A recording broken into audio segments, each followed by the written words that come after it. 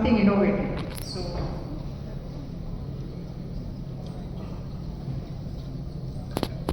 chairpersons, teachers, dear friends, let's talk about cows a bit later.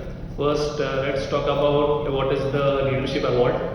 So, the Leadership Award is an interesting, innovative, unique, unconventional type of an award.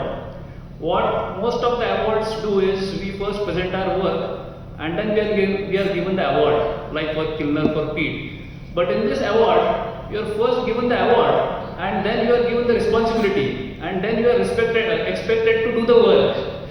So this is a interesting and innovative award in a way. So why am I here? Probably SRS sir and the award committee felt that this fellow is not doing good enough work. Let us give him some more responsibility. Let us make him work harder. And so I was given this award. And as a part of the award process, I visited IIT Mumbai, the Betic cell of IIT Mumbai. And when I returned back from there, I wrote to SRS sir about my experiences there. So sir felt that I should be talking about my experiences over there to the younger generation of plastic surgeons, to the younger colleagues. So here I am sharing my insights about my visit there. So what is Betic at IIT Bombay? Betic is the Biomedical Engineering Technology Incubation Center, which is situated in the lush green campus of IIT Mumbai. So in short, what Kleinert is for hand surgery, what Dallas is for rhinoplasty, what Ganga is for plastic surgery, what Wimbledon is for tennis, IIT Betic is for medical device innovation. So they have a very young team, they work with passion and purpose, they have their own set of failures and they try to find out new ways to overcome failures. So I visited their center, I interacted with the staff, the faculty, the interns, and I realized that they have a unique way of functioning and I found out they are very productive with the limited resources that they have. And I am sharing here with the insights which I received from them. And overall, I believe these are the insights which are used by all important and well-functioning institutes across India and across the world. These are not just leadership lessons. These are insights which would help enrich our personal lives and help us in achieving our goals. So many times we see that residents try to fit in 15-20 minutes of data in a 5-minute paper. Even while writing a paper, we try to insert too many things into a single paper. We try to take up too many projects and then end up avoiding or missing up deadlines, hampering the quality of our work. So less is more. Saying yes to too many initiatives can dilute the efforts where they matter most. We need to focus on few critical goals rather than trying to achieve too many things at once. We need to identify key priorities and allocate our resources accordingly. Now I have a couple of friends who have stopped doing free flaps because they lost initial 2-3 flaps in quick succession. I have friends who have stopped writing articles because their initial 3-4 articles were rejected. But we have to understand that essentially failure is feedback that we receive, and feedback is a form of knowledge, and knowledge gives us power to succeed. So if we are patient and persistent enough, failure is success in progress.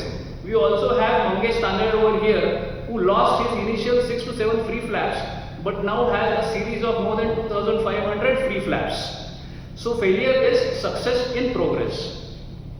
Now most of us don't achieve our goals because we don't have any goals. We wake up in the morning, we go to the OPD, we see some patients, we operate patients. Most of us bitch about life, some bitch about our ortho colleagues, some bitch about dermatologists. We gossip, we scroll through Instagram, we watch Netflix, some of us go to the gym, we sleep, and the cycle continues. Some of us do have some goals, but when someone thinks big enough, history is created. All these years we have been reading all these wonderful texts which are mainly contributed by Western authors, but when someone amongst us thinks big, we have our own Indian textbook of plastic surgery by Dr. Karun Agarwal. It was a team effort, 6 volumes, 7 volume editors, more than that section editors, more than 300 authors and more than 200 chapters. So when we think big, history is created. When thinking big, we need to adhere to the Goldilocks rule. Now, what is the Goldilocks rule? The Goldilocks rule states that tasks and targets which are significantly below our current capabilities are extremely boring for us. Tasks and targets which are beyond our current capabilities are demotivating. Tasks which are just at the boundary of success and failure, those are the things which are incredibly motivating for us because we need to get outside our comfort zones to achieve them. And when we get outside our comfort zones, that is the time where change, success and progress happens. So that is the Goldilocks rule. It took me almost 6 months to achieve this side split by taking small steps each day. All the startups at IIT Mumbai use the pre-mortem analysis. So what is a pre-mortem analysis? It is a strategy which is used in planning and decision making, wherein the team imagines that a project has failed and then works backward to determine what might have caused the failure. It helps identify potential risks before they occur. Now all major companies like Amazon, Apple, NASA, Google, Microsoft, even Netflix, they use this pre-mortem analysis before launching any major initiatives. We too as plastic surgeons can anticipate potential failures, work backwards to prevent them, and it can significantly improve our outcomes, especially in complicated cases. Why don't we achieve our goals? So the most important reasons why we don't achieve our goals is that we don't have any goals. The second most important reasons why we don't achieve our goals is the 1 in 60 rule. Now 1 in 60 rule is one of the most important rules in aviation. Now just 1 degree error in the flight direction after a flight of around 60 miles takes us off course by 1 mile. So for example, if I am going from Coimbatore to Delhi and the direction of my airplane is just off by 1 degree, I might actually end up reaching Nepal instead of reaching Delhi. So the 1 in 60 rule teaches us to keep our long-term goals in mind while managing the day-to-day deviations. It reminds us to be patient and to trust that small corrections will lead us to our desired destinations over time. I think there might be many of us who are better surgeons over here than SRS sir, Hari sir, Madhu or anyone else at Ganga for that matter. But I don't think there are as many of us who have achieved that amount of professional success and global recognition that Team Ganga has achieved. Now they keep on organizing conferences, they keep on organizing operative workshops. There is the Hope After Fire project, there is this diabetic foot workshop. Then there are publications, presentations, research, and it all seems so very effortless, but I feel it is not effortless at all. A lot of efforts go into making it seem so effortless. So I think this is possible only with a dedicated team which works with passion and purpose and move in the same direction. So teamwork makes the dream work. This is true for all of us. Finally, cows don't give milk. This is one of the most important secrets, open secrets in life.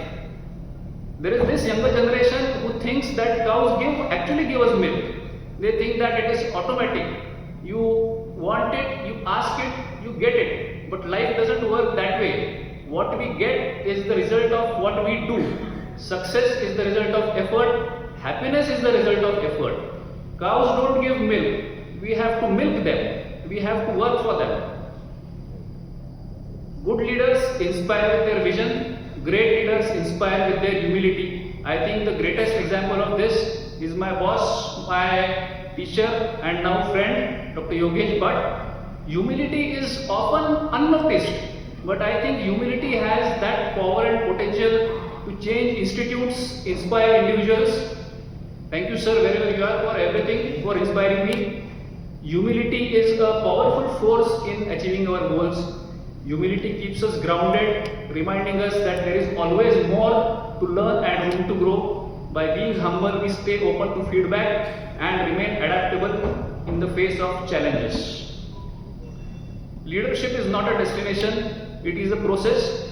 I hope to empower myself, my friends, my colleagues, my students to a better version, to be a better version of ourselves, and to contribute more to the fraternity, more to the country in a very effective way. And this is a very, again, I would like to say that this is a very interesting and innovative award.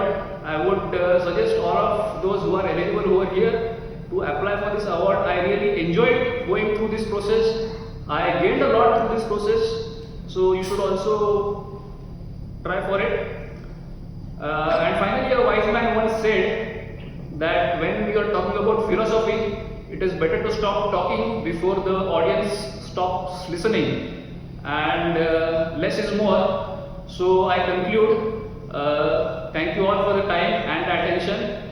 It was an honor to share my thoughts with this esteemed audience. Thank you all.